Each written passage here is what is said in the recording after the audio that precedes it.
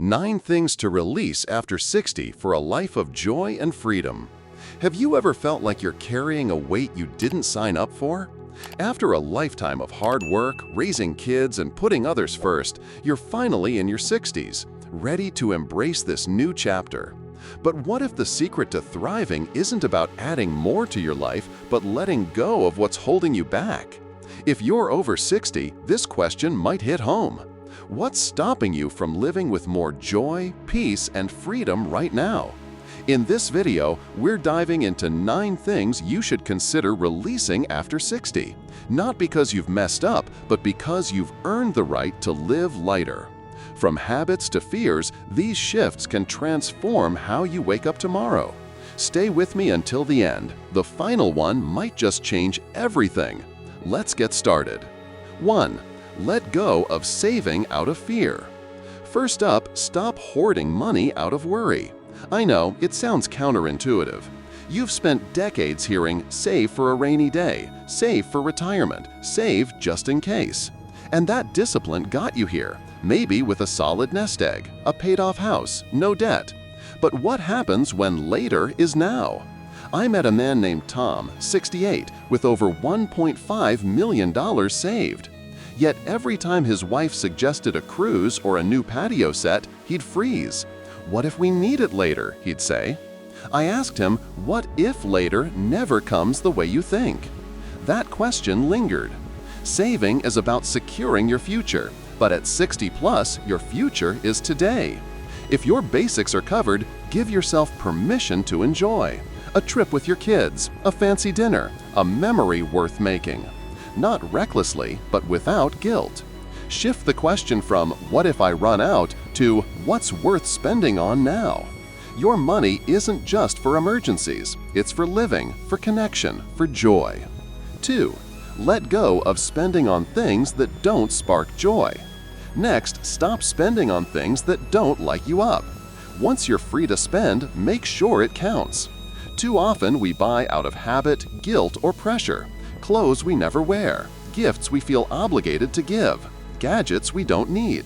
I knew a woman, Ellen, in her early 70s, who spent thousands yearly on stuff. Designer bags, sale items, gifts to impress. But her happiest memory? A $500 train ticket to visit her childhood friend. They laughed, shared old stories, and reconnected in a way no shopping spree could match. After 60, your money should reflect what you value. Maybe it's a cozy chair for your reading nook, a donation to a cause you love, or weekly coffee with friends. Let go of spending driven by shoulds or appearances. Ask, does this bring me joy, or is it just clutter? Joy doesn't always cost money. Sometimes it's a quiet evening with a good book, or a walk with your grandkids. Spend with purpose because life's too short for meaningless purchases. 3. Let go of trading time for money. Third, stop trading your time for money unless it truly fulfills you. For years, work meant survival, long hours, tough days, all to build a life. But now, time is your most precious asset. Are you working because you love it or because you're scared to stop? Does your job give you purpose or just keep you busy? I met a woman, Clara, a 64-year-old nurse who loved her work but felt drained by 12-hour shifts. Everyone asked, "When are you retiring?" Her answer, "When it stops feeling right." At 66, she knew it was time. She left with no regrets, taking up gardening and volunteering instead. But I've also seen folks cling to jobs they hate, afraid of losing their identity.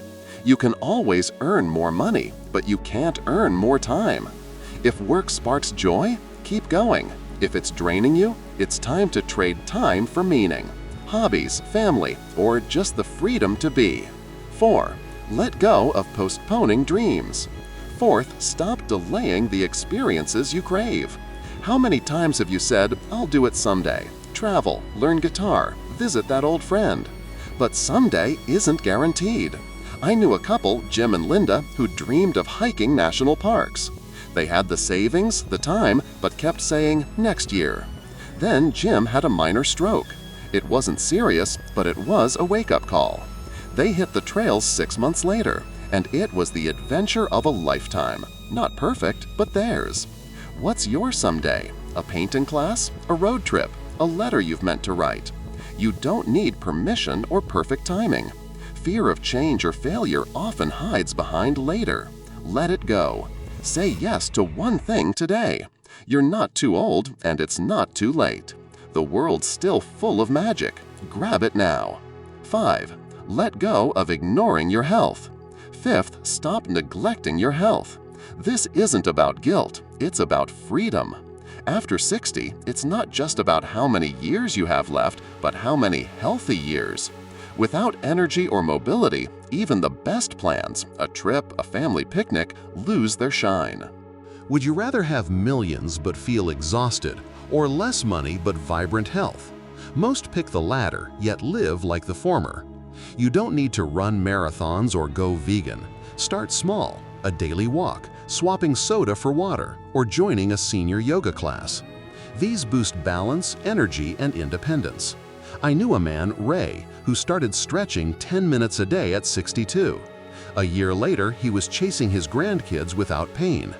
Health isn't about perfection, it's about momentum.